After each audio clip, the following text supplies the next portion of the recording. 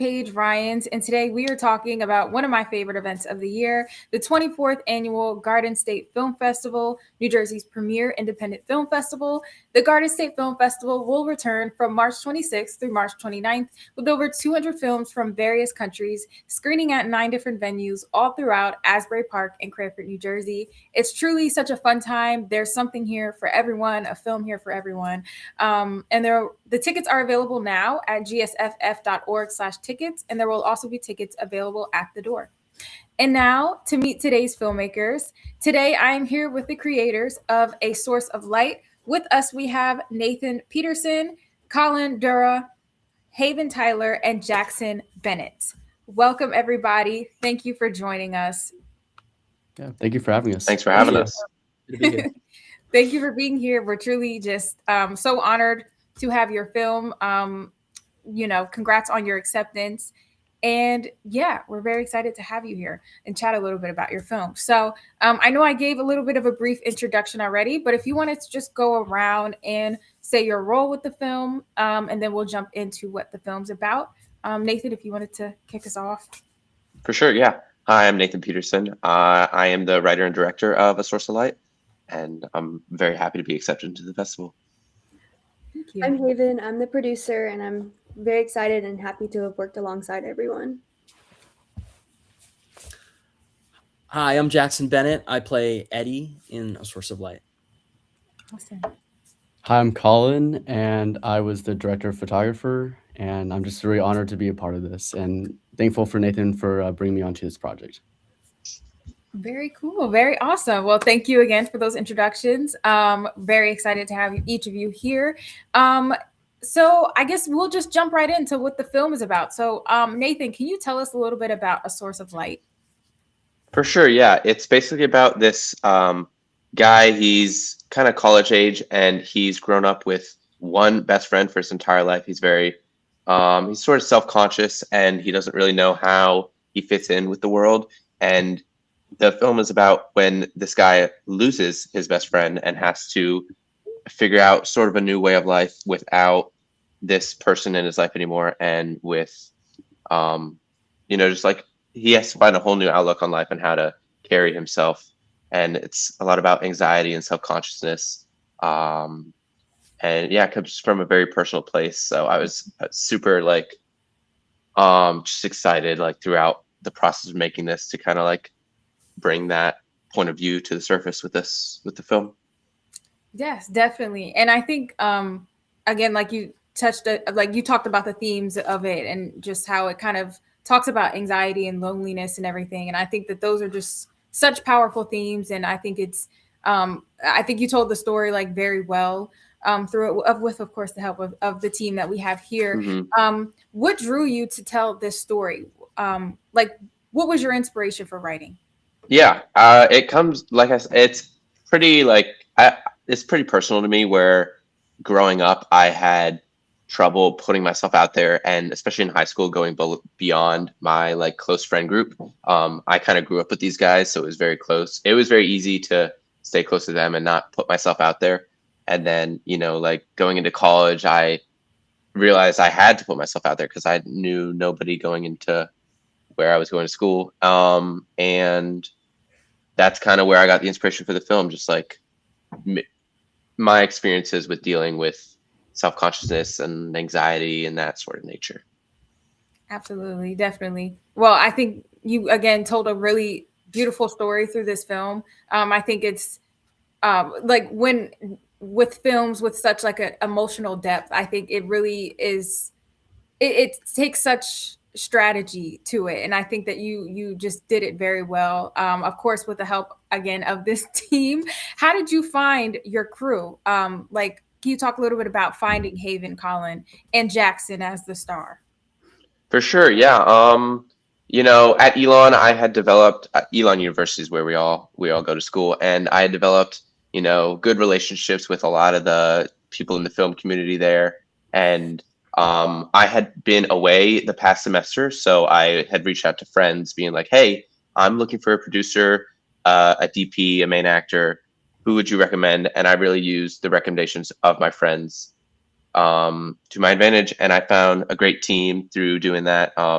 Like even beyond who we have on the call here, I was reaching out to people and I was taking advice from other people on who to cast and crew, and we ran auditions for the rest of the cast. And it was just kind of like a natural process of finding who I worked well with, and I think it worked out pretty nicely. Absolutely. I think so too. Mhm. And for you, Haven, can you talk a little bit about just kind of the process of you being kind of looped in on this project and what that looked like for you as the producer? Yeah, of course. I had worked with Nathan before, but we hadn't really worked like this closely on a project together. So I really enjoyed working with someone new and getting to know someone that's kind of outside of your comfort zone. Whenever you are in college, you work with the same people over and over again. And I really enjoyed kind of branching out and working with Nathan, and that was new for me.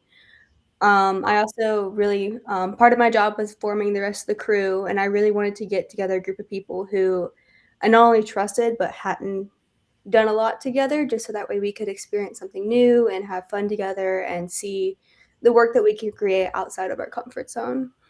Absolutely. I think college is like the perfect like way to really step out of your comfort zone, because I like we can all relate just with filmmaking, like you're constantly meeting different filmmakers and different producers, directors, and everything. So I think, like you said, it really is a great opportunity to just reach out. And Colin, for you, how did you get looped in on this project? What did that look like for you and your process as DP for this film? Yeah, so as Nathan mentioned, he was abroad throughout some of the time, and we actually worked together too at the school. And so I've heard his name float around a lot, and I've heard great things about Nathan. And that's when I believe like he reached out to me, talking about his BFA and the opportunity. And I was like, definitely, like I would love to work with you. You're really talented, and I thought the story was really great. And it's really, I was a sophomore at the time, so I was really honored to have been asked by a senior to have that, for him to have that trust in me and to helping him bring the vision to life from like the storyboards and on script to on screen. So I was really honored that he asked me, and it was a great opportunity and a great chance to learn from one of the best, and also work with a lot of other people I might not have worked on film sets before. So it was a really great opportunity. That's awesome. Yeah, it seems like really just like a fun set to be on, truly, Nathan. Yeah. So I think that's that's really cool. And Jackson, can you talk a little bit about being when this project was like presented to you, what that looked like for you, when the story was brought to you, what did that all of that look like for you?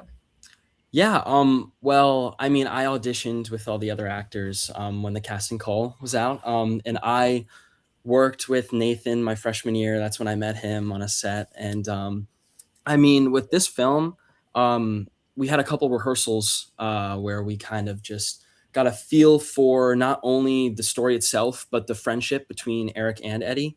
I think that was something that was executed really well with the writing in the film. It's just, I guess, this overwhelming feeling of loss and the loss of a friend, a best friend. And I think that it was just it was really cool, and it was something that impacted me greatly. It spoke to me, and yeah, I mean, it was just it was fantastic to be a part of the cast, the crew.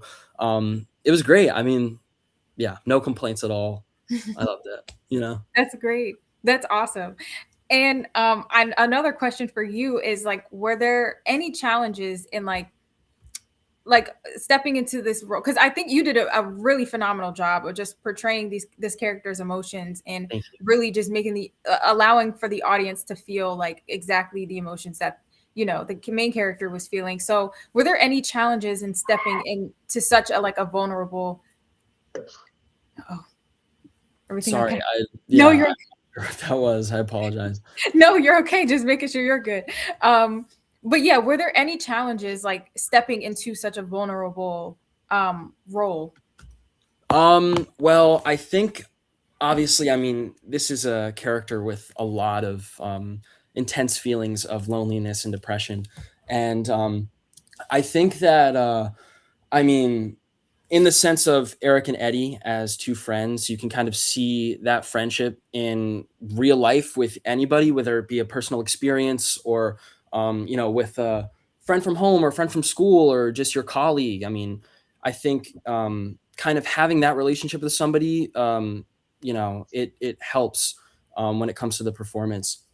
And I think also a major challenge for me was just, I mean, Eddie is, like I said before, is a very emotional, sad person. And when all this terrible stuff is happening to a character, all in the course of a couple days, that can really, be a challenge to kind of just explore that. Um, but yeah, I think Nathan gave me some great direction and help with where to take the character. Um, I wanted to play him with kind of this, obviously, this feeling of loneliness, but also he has this underlying confidence that only comes out with a friend. So I think that having kind of that, and it's especially blossom in the scenes where he gets fired and introducing himself to Micah at the very end of the story. Um, I think that helped me kind of overcome those challenges. And yeah. Yeah, very cool. It's like, being able to tap into like what you're learning about that character, and the character is able to teach you things as well. So, that's a very cool process to hear. And Colin, can you talk a little bit about like your approach to like the lighting, the cinematography, like the framing, everything like that? Can you talk about like your vision for that and throughout the film? Yeah, for sure. So that's one great thing is that Dathan, he also has a lot of DP experience. So it's really nice to work with a director who also had a lot of his own kind of creative ideas, and then left it open for me as well to like pitch in and provide a lot of the ideas from like the lighting. And we worked with a great gaffer. And so yeah, it was really because it was like a source of light, right? So we knew we really had to kind of go with that motto and have nice lighting, and especially working with a practical light that's actual a light, but making sure it wasn't like too blown out.